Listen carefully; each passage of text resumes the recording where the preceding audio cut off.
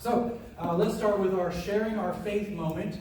So we had started this just doing a little snippet at the beginning of each sermon talking about why we believe what we believe.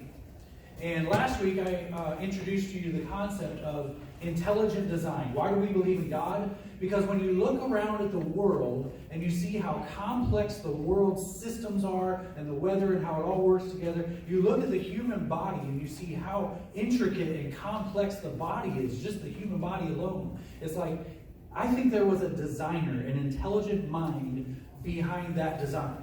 You know, it just seems like there was an intelligent person who thought this out.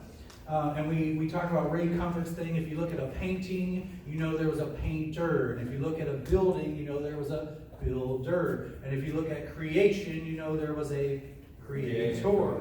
Right?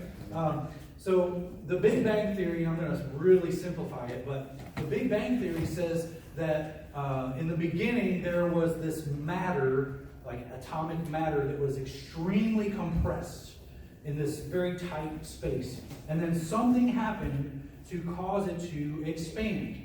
And people will tell you that, you know, astronomy will tell you that the universe is expanding. And they say, well, if it was expanding, then it was probably this to start with. It was here before it got to here. And my question about that is, okay, that explains maybe, that's a theory of how matter turned into earth, the earth we live on, right? But that doesn't explain where did the matter come from in the first place.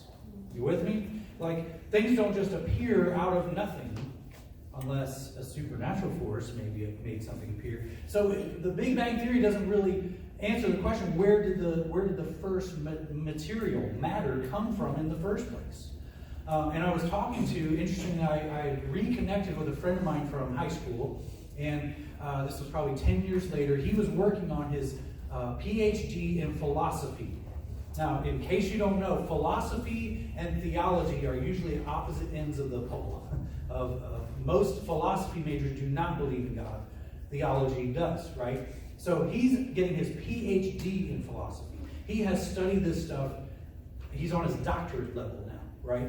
And I was talking to him, and he said that he admitted that the best explanation of how the earth got here is a creator. And he calls himself an agnostic, which means he doesn't know if there's a God, and usually leaning towards atheist. But he admitted that the best explanation for how the earth got here was a creator. I was shocked to hear him say that. He studied this his whole life.